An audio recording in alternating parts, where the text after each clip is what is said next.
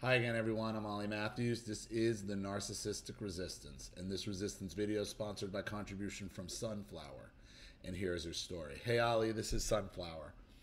I confronted my narc mother recently when I had to contact her after have been no contact for a while. What healers in the narc community say is true. Going no contact is good for healing and connecting with reality and our truth and seeing the abuse for what it is. Contacting my narc mother has only further resolved my determination that I'm doing the right thing in going no contact. The levels of subtle manipulation and attempts to triangulate are, even still today, on a level I can hardly comprehend, but I am able to now thanks to communities of narc abuse survivors. I wrote out a long memory I had the other day regarding my mother's abuse and how it was always for my own good, for my own benefit. Narcs are so predictable once you understand the patterns of their abuse. After being confronted 2 days later, my mother sent me an email stating that everything she did was with the intention of providing proper care for her children. I was a small child running desperately as fast as I could to escape her because, God forbid, she caught me and beat the living shit out of me. She kept paint stirring sticks in almost every room of the house so she could beat me in an instant. For my mother, who was and still is a shopaholic and compulsive hoarder. Neither my sister nor I had bedrooms or even beds as children because her shit was filling the other rooms of the house. My sister's would-be bedroom was filled wall to wall, 3 feet high, with shoes, and on top of these 3 feet of shoes were piles of clothes that almost touched the ceiling. After confronting her, my mother has been on a spree to redirect all her blame onto me and vindicate herself as the bleeding heart martyr who suffered endlessly due to her never-ending love for her children. The mother who took me to therapist after therapist, so righteously trying to figure out what could possibly be wrong with her demon of a daughter, while failing to tell these doctors responsible for assessing my mental and emotional health that she and her husband had been beating the shit out of me. My mother has tried my entire life to convince me that no one will believe me, no one will help me, that everyone agrees with her and accepts her actions as good, that no one will listen to me over her authority. I wanted to send you my journal entry because the community we create together as narc survivors is so important. I am in need of knowing that someone else can see what I see. I need to know that someone else can also see straight through my mother and that someone else will define these behaviors as the blatant abuse that they are. Journal entry. My mother wants to know how much I can remember so she can work her web around it and also make sure she avoids lying about anything that I already know the truth about. Being confronted, my mother tried to again change the plot line of her movie. She does not know how far back I can remember. Ha ha, sad for the dumb bitch that extreme trauma creates a photographic memory with compartmentalized memories that can be triggered and brought back up in the mind and viewed. In the mind's eye and viewed. That's something that drives, I know, my narcs insane that I can do, and it drives all these narcs insane because we have already shown the ability to do this to them throughout our lives as they gaslight us, and then we can repeat back verbatim as if they were going on now. At least I could. Same tone, inflection. I could even do their voices, exactly how the conversation would go down. And in so doing that, see, my mother would be the one to tip the hand every time. Because she would go, how the hell is he doing that? Doing what? I thought I was the crazy one. How do you remember that? You were just arguing the opposite.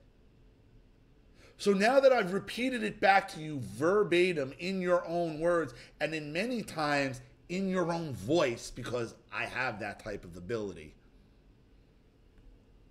to imitate many voices, how does he do that? How does he remember all that shit? I still hear it. How do you remember all that? Because you forced us to. That's why. So this is why they're all paranoid of what we can remember and what we can't remember.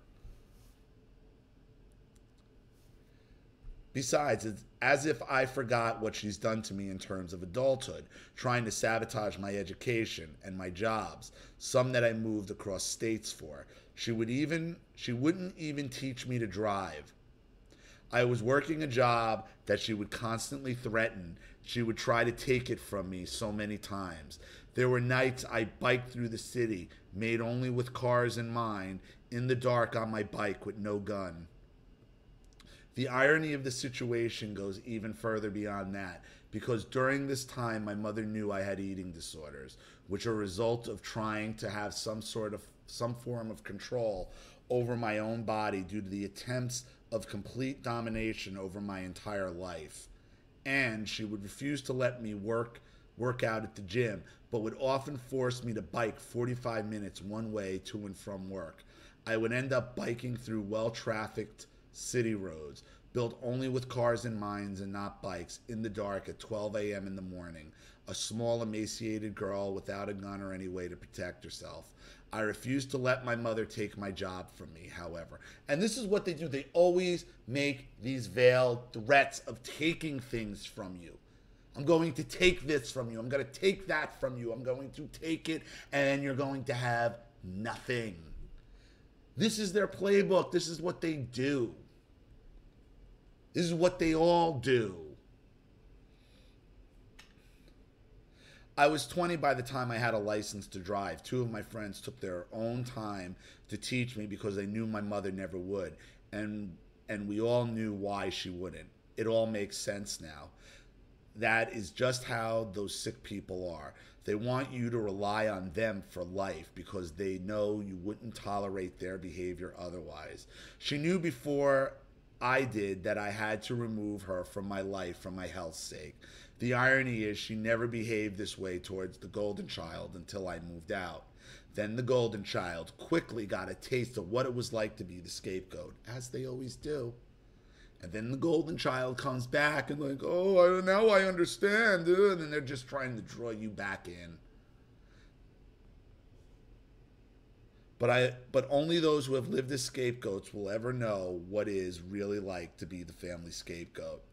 After I have gotten my own car and was barely at the house, then suddenly it was the golden child being prevented from going to her classes and jobs. All for the sake of proper parenting, of course. I took the golden child to classes when my mother refused for the sake of her daughter's own good, of course. I helped the golden child for her car, of which my mother stole half the money. My mother did it all for her own good, obviously. Well, I don't need that kind of care and concern. Sorry, ho. Blood means nothing to me other than to know that within me are powerful people. My mother is still stalking me online, not because she cares. I made sure to clarify. Join the club. Join the online parent stalkers club. Hi, me. Hi, me.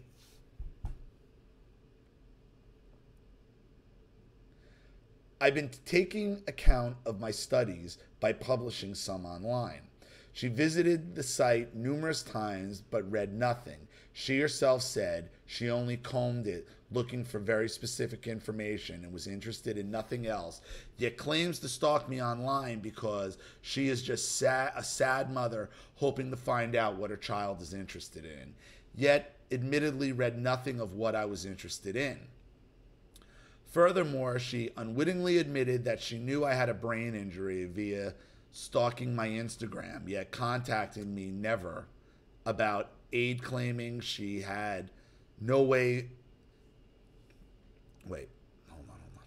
Furthermore, she unwittingly admitted that she knew I had a brain injury via stalking my Instagram, yet contacting me never about aid, claiming she had no way to contact me while she sends my partner texts and emails about things when she feels like she needs to, and has managed to get my living address from another person who could have also contacted me, a woman who is ironically an abuser very similar to my mother, a therapist that couldn't figure out there must be a reason that a daughter wouldn't give her own mother her address. My mother had no explanation when exposed to be caught in her own web of lies. Ironically, I suppose my mother forgot sending me restaurant coupons via email for birthday and gift cards directly in the mail for Christmas. I needed a brain scan, but for the $50 gift card, Mom. Furthermore, she uses the Golden Child's court case as an excuse to vacation out to Cali, her favorite place in the world where the Golden Child lives, talking about how she's giving so much of herself for her children and it's so stressful for her. While the Golden Child herself has told me that our mother has made the trips all about herself and that she has been putting down the Golden Child for the most trivial of infractions. And this just brings me back to the story of my life. My mother loves both exploding over the most trivial of infractions. What do you mean infractions? You're grown-ass women. You don't make infractions anymore. Infraction. That would assume, an infraction would assume your mother had some kind of authority over you to impose punishment. Infractions. Fuck your infractions. And fuck you, bitch. But this is the problem with narcissists. They see everything as an infraction, and they see themselves as judge and jury over your life. Infractions need to be punished. Infractions need to be atoned for. Fuck your infractions. And her phone calls to tell other family members just how awful a different family member is and how she's just the bleeding heart victim. Then she will call the other family members she just gossiped about and do the same thing regarding to the one she just called. Well, you know what? That's on your family members. If they're stupid enough to put up with it, let them have it. And that's what happens in narcissistic circles. They all just end up eating each other. So if your Golden Child sister, who's now the scapegoat, is going to continue to put up with her, that's on her. Until these people one by one systematically cut her out, it's going to continue. My mother used to beat me while my dad was out of town and then call him and make up lies about what an awful child I was. Yet, behind his back, talk about how much she hated him and how evil he was, just like my mother. She even employed therapists to strengthen her illusions regarding the true state of my health. Yet never told them she was beating me. A Christian doctor I tried to tell about my mother's beatings told me that God wants parents to hit their kids. It's for their own good. Oh, God. No pun intended. No one would help me. Everyone said they just want to help me. Yet no one saved me from being beaten by my parents. No one saved me either. My father continued to beat me until I was 18 and called the police, who came and only interviewed my father, then told me that if I had hit my father, I would have gone to jail since I was now 18. It was like the fucking Twilight Zone.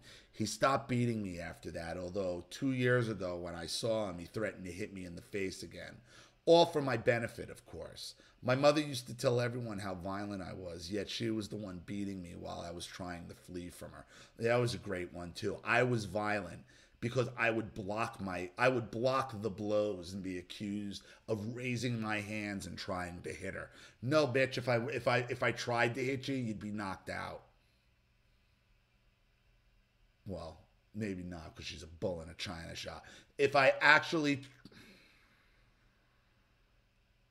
Can't even say that because she's such a monster and an animal. I mean, I have thrown punches at her and it's done nothing but made her madder. And now this is someone who is knocked out full-grown men.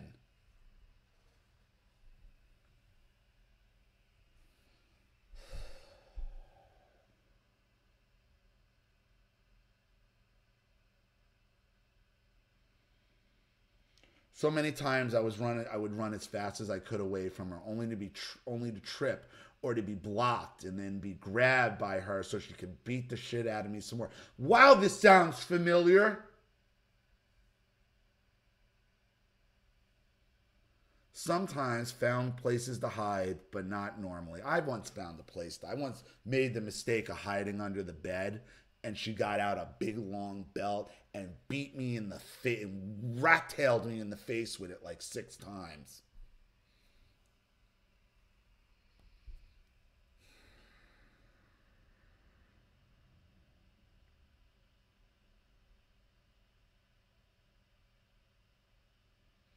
I remember there was a period when I found something effective in jamming my door so that she couldn't open it to get me. And she was so sick that she tried to pretend to speak sweetly to cajole me to opening the door so she could beat me. Eventually she realized I wasn't that stupid. Then it was all pure rage. Same thing happened to me because I figured out to barricade my door with a crutch under the door, oh, honey, I just want to, like an animal, like an animal. She is so ill that once I was old enough to resist her beating, she started telling me and other people that she was afraid and I was going to hit her and that I was too violent. And at that point convinced my father to start beating me, which he got off on. Her husband, with whom she had 2 daughters, enjoys teen pornography, and she is aware of this. When I getting bigger, that's when she started pulling out the bat and keeping it. That's where "get the bat, Michael" comes from, when the little golden child fat fuck would go and run and get the Louisville Slugger. Keep posting in my threads. Keep posting. See where it gets you. If you want to use this or not on the channel, it's up to you, but I would love to know at least you can see what I see. That I'm not crazy, maniacal child. My mother would like everyone to believe I was so that she can justify her abuse. I cannot afford to donate. If you've read this far, as you know, I couldn't even afford to take myself to the doctor for a brain injury that kept me sick for almost a year. I've been living in filth with an abuser after abuser in my sad attempts to gain freedom. I'm only now just getting back up on the floor and dusting myself off. I will give support to your community in the future as soon as I'm strong enough in my own life to help. Thank you for your worldview and your insight. These narc survivor communities has not only changed, but also saved my life. Sunflower.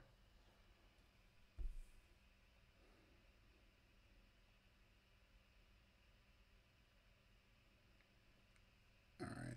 After I sent you that email, my mother sent me an email saying, "I love you," in the largest font possible after I had asked her literally 5 times over the past few days not to contact me again.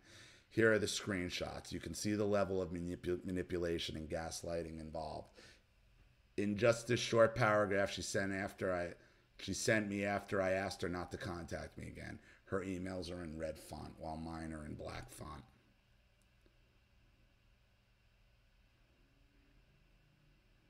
See, I will always love you. I did not read this or will not read anything further you send me. I'm not interested in being triangulated by you or your lies and storylines. So note to yourself that this was not read by me and will not be read by me. I have no knowledge of the contents. Do not contact me again. And then she writes back, "With sadness, I will respect your wish not to contact you again. But let's be clear on what happened in this conversation thread. It reminds me of a hit and run driver. You vented some vague topic on some vague topic that doesn't include enough details to identify. I requested clarification. Now you want to leave the scene of the incident saying not to contact you again. That has been your MO, as well as detouring to a bazillion rabbit holes over the course of our relationship. I'm not suggesting that you are the cause of relationship issues. I'm saying that whatever those issues are will never be uncovered, understood, or made better via your current conversational method. Do you want truth or facts or resolution? Just backing up your dump truck and unloading bring you any real satisfaction? Do not contact me again. Okay. So,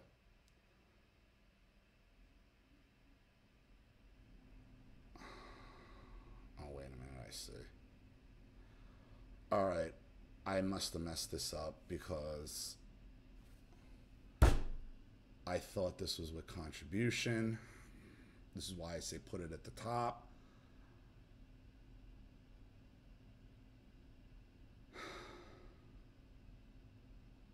Okay. This video is going to be sponsored by Cynthia. Okay. So this will be a sponsored video from Cynthia. So thank you, Cynthia, for sponsoring it. And thank you to Sunflower for writing it. I appreciate it. Yeah, I see what you see, Sunflower. She is, like I said, I think I said it all throughout the video.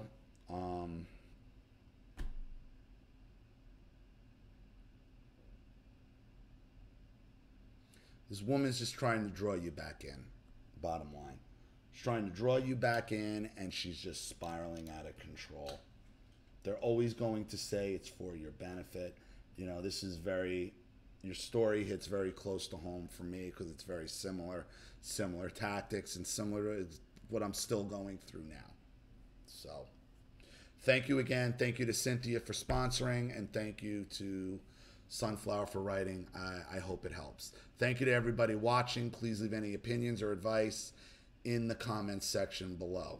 And again, if you want your story read on the channel, you have a topic you'd like me to cover, a narcissist you'd like to expose, you'd like to set up Skype, a phone call, have a private video made. Hold on. Frog in my throat. Have a private video made, a Facebook live chat, or you'd like to sponsor a video like this for someone who needs help and can't afford it, or just sponsor the channel in general. Keep the lights on, keep the rent paid, see the channel grow, because this channel is sponsored 100% from contributions from all of you. Without you, this goes away. So you know what to do with the PayPal and email links in the description box. And if you're still unclear, wait for the instructional video link to pop up on the screen at the end of this video to walk you through all of that. Please like and share this video wherever you can. Subscribe to my channel if you haven't. And be sure to click the subscription bell to be notified of all my video uploads. I'm Ollie Matthews. This has been The Narcissistic Resistance.